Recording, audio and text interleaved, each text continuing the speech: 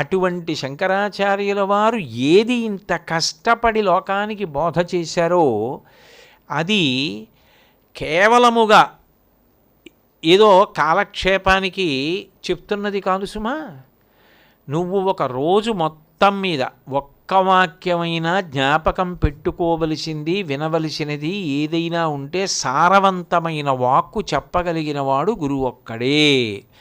ఎన్నో ఆహారాలు ఉంటాయి, కానీ ఆవు పాలతో సమానం ఏమైనా ఉంటాయా?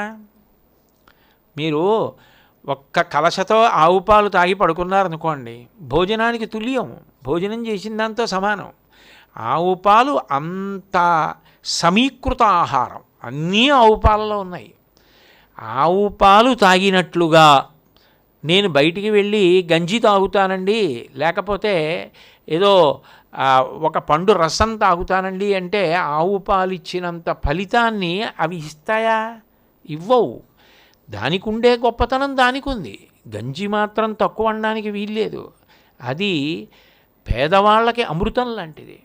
కానీ ఆవు పాలు సమీకృత ఆహారం, అన్నీ ఆవు పాలల్లోనే ఉన్నాయి.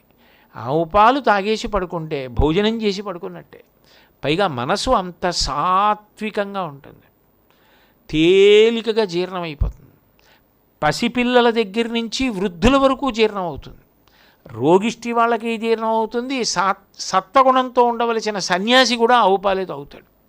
అంటే ఆవు పాలు ఎంత గొప్పవి!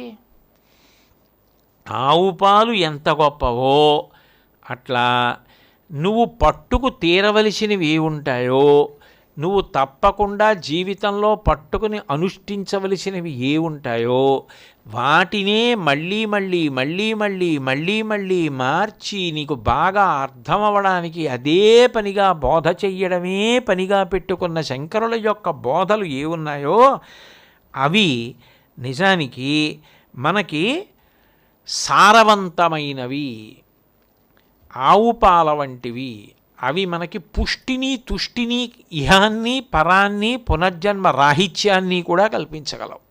కాబట్టి భవ్యాయ నమః, భవ్యమైనటువంటి పురుషులు అంటే అంత గొప్ప వాక్కులు ఇచ్చినటువంటి వారు. ఒక పక్క ధర్మానురక్తి, కర్మ చెయ్యకుండా ఉండలేరు. ఇందాకనేగా చెప్పుకున్నాం, ప్రేయస్సు వైపుకు వెళ్లకుండా శ్రేయస్సు వైపుకు వెళ్ళాలంటే ధర్మమునందు అనురక్తి కలగాలి. ధర్మమునందు అనురక్తి కల్పించారు. ధర్మమునందు అనురక్తికి ఉన్న ఒకే ఒక ఇబ్బంది ఏమిటంటే నలుగుడు ఉంటుంది. మొదట సుఖాన్నిచ్చి కష్టాన్నిచ్చేది పాపం, మొదట కష్టపెట్టి సుఖాన్నిచ్చేది పుణ్యం. మొదట శరీరంతో కష్టపడాలి, లేకపోతే ఓ పుస్తకాన్ని కొంతసేపు దీక్షగా చదవాలి, ఒక గంటన్నర సేపు ఒక విషయం మీద మాట్లాడాలి, ఒక స్తోత్రం చేయాలి, మనసుని నిలబెట్టాలి, ధ్యానం చేయాలి. అవి కొంచెం కష్టంగానే ఉంటాయి, కానీ శుభాన్ని ఇచ్చేవేవి అవే.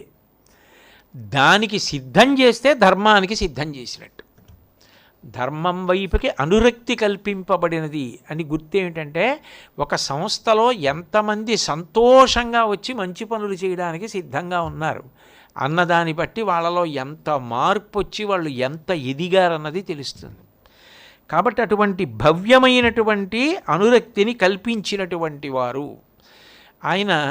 ఈ అనురక్తి కల్పించడానికి ఆయన చేసినటువంటి బోధలు ఎంత అద్భుతంగా ఉంటాయో. సర్వ వేదాంత సిద్ధాంత సార సంగ్రహము అని ఒక గ్రంథాన్ని రచించారు ఆయన. అందులో ఆయన ఏం చేశారంటే, ఉపనిషత్తులలో చెప్పబడినటువంటి సమస్త సిద్ధాంతముల యొక్క సారాన్ని పిండేశారు, పిండేసి మాట్లాడారు. అసలు ఆ గ్రంథంలో ఒక్కొక్క శ్లోకం చదువుతుంటే మనసు ఆనందంతో నిండిపోతుంది. ఎవరు చెప్తారా ఈ మాటలు అనిపిస్తుంది. ఒక్క శ్లోకం అందులోది చదువుకుంటే మనసు మారుతుంది. అంత గొప్పగా మాట్లాడతారు.